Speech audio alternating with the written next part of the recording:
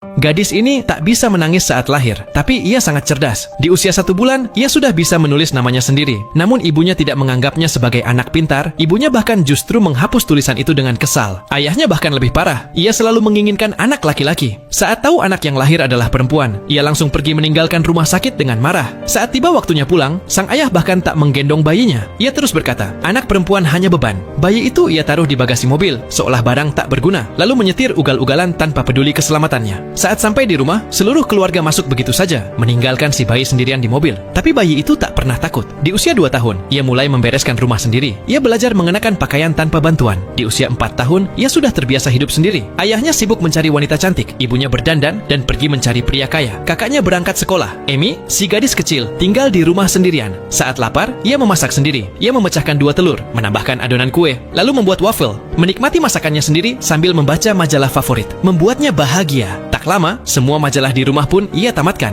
Kecintaannya pada membaca semakin besar. Ia lalu meminta ayahnya membelikan buku. Tapi ayahnya berkata, TV mengajarkan segalanya. Buku itu tak ada gunanya. Amy tak menyerah. Ia tahu, tak ada satupun anggota keluarganya yang mau mendukung. Ia harus melangkah sendiri. Keesokan harinya, saat semua orang pergi bekerja, Amy mencari alamat perpustakaan dari buku telepon. Jaraknya 10 km, tapi itu tak menghalanginya. Ia pergi ke sana, berbicara sopan pada pustakawan, lalu masuk ke bagian anak-anak. Petugas perpustakaan terkejut melihat anak sekecil itu sendirian. Tapi Amy tak butuh siapapun. Ia merasa damai di tengah-tengah buku. Sejak hari itu, ia datang ke perpustakaan setiap hari. Ia menamatkan semua buku anak-anak, lalu beralih ke buku-buku yang lebih sulit. Pustakawan sangat terkesan dengan dedikasinya, hingga akhirnya memberikan Amy kartu perpustakaan sendiri. Kini ia bisa meminjam buku dan menghemat waktu tempuhnya. Tahun pun berlalu. Amy kini berusia 7 tahun. Ia sudah banyak belajar dari buku. Ketika dirasa cukup umur untuk sekolah, ia meminta ayahnya mendaftarkan dirinya. Tapi sang ayah yakin usianya baru 4 tahun. Ia bertanya pada istrinya, dan ibunya bilang 5 tahun. Padahal Amy sudah 7 tahun, tapi tak ada yang peduli. Saat akhirnya tahu bahwa Amy diperbolehkan sekolah,